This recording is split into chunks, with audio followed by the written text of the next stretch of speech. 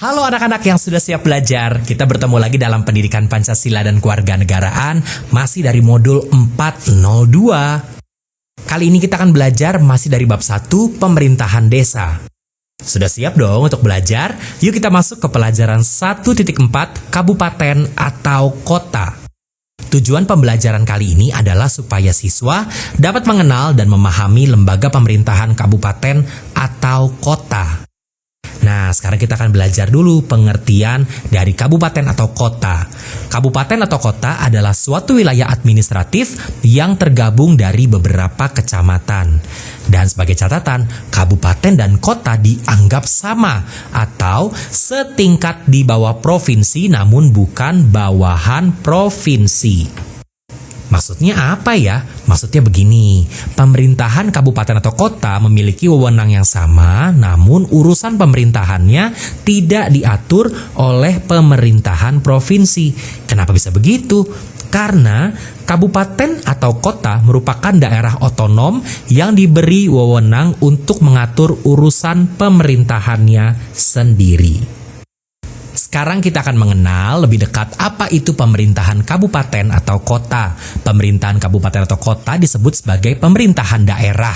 Daerah kabupaten atau kota memiliki kepala pemerintahannya masing-masing yang disebut sebagai kepala daerah. Pemerintah kabupaten atau Pemkab dipimpin oleh seorang bupati. Pemerintah kota atau Pemkot dipimpin oleh seorang wali kota. Berikutnya, masa jabatan kepala daerah, baik bupati atau wali kota adalah 5 tahun. Dan sesudahnya dapat dipilih kembali dalam jabatan yang sama hanya untuk 1 kali masa jabatan.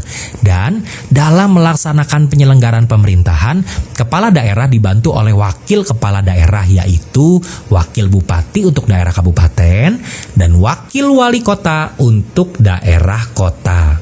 Lalu, dalam urusan penyelenggaraan pemerintahan, kabupaten atau kota menggunakan asas otonomi, yaitu memiliki hak dan kewajiban untuk mengatur dan mengurus daerahnya sendiri sesuai dengan peraturan perundang-undangan yang berlaku. Sebuah catatan untuk anak-anak, perihal kabupaten atau kota diatur dalam Undang-Undang Nomor 23 Tahun 2014. Lalu kita akan melihat hak-hak dari pemerintah kabupaten atau kota, yaitu mengatur dan mengurus urusan pemerintahannya sendiri, memilih pemimpin daerah atau pimpinan daerah, mengelola aparatur daerah, mengelola kekayaan daerah, memungut pajak daerah dan retribusi daerah, dan mendapatkan bagi hasil dari pengelolaan sumber daya alam dan sumber daya lainnya yang berada di daerah. Setelah hak, kita akan belajar tentang kewajiban. Kewajiban pemerintah kabupaten atau kota yaitu melindungi masyarakat, menjaga persatuan, kesatuan, dan kerukunan nasional serta keutuhan NKRI. Lalu meningkatkan kualitas kehidupan masyarakat, mengembangkan kehidupan demokrasi, mewujudkan keadilan dan pemerataan, meningkatkan pelayanan dasar pendidikan, dan menyediakan fasilitas pelayanan kesehatan. Sampai di sini mungkin anak-anak akan bertanya, apa ya perbedaan antara kabupaten dan kota? Perbedaan antara kabupaten dan kota kita akan lihat dari kabupaten terlebih dahulu ya. Kabupaten wilayahnya adalah gabungan dari paling sedikit 5 kecamatan.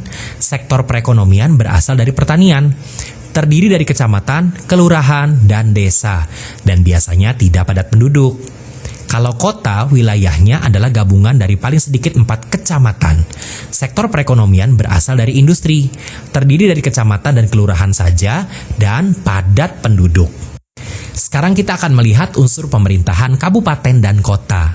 Dalam memberikan pelayanan kepada masyarakat, terdapat beberapa unsur penyelenggara pemerintahan di wilayah kabupaten atau kota, yaitu yang pertama, Dewan Perwakilan Rakyat Daerah atau DPRD, lalu Bupati atau Wali Kota, Komando Distrik Militer, Kepolisian Resor, Kejaksaan Negeri, dan Pengadilan Negeri. Kita sudah mendengar tentang Dewan Perwakilan Rakyat Daerah atau DPRD. Nah, DPRD ini merupakan lembaga legislatif anak-anak dan terdiri dari para anggota partai politik yang terpilih melalui pemilihan umum.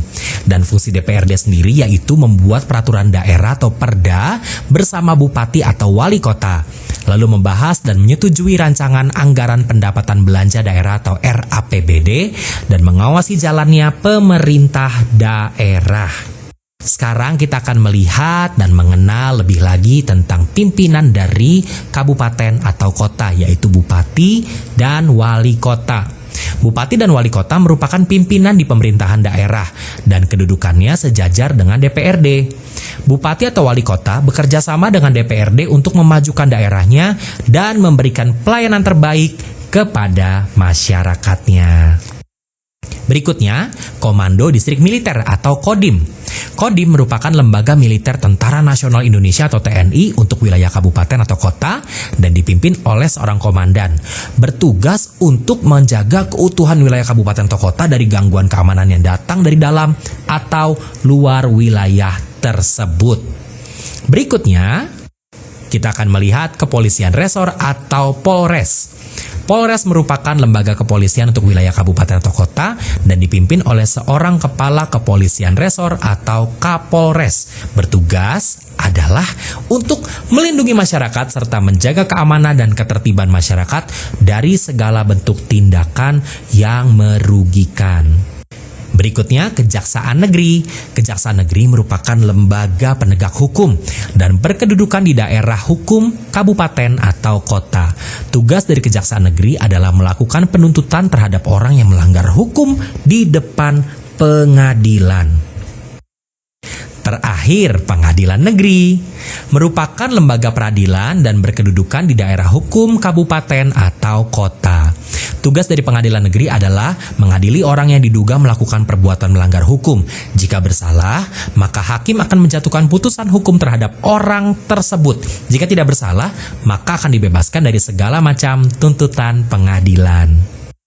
Wah, kita sudah mengerti banyak tentang kabupaten atau kota. Berarti pelajaran 1.4 selesai dan sekarang waktunya untuk kembali mengerjakan latihan-latihan supaya kita semakin mengerti apa yang sudah kita pelajari. Selamat mengerjakan dan sampai bertemu di pelajaran berikutnya.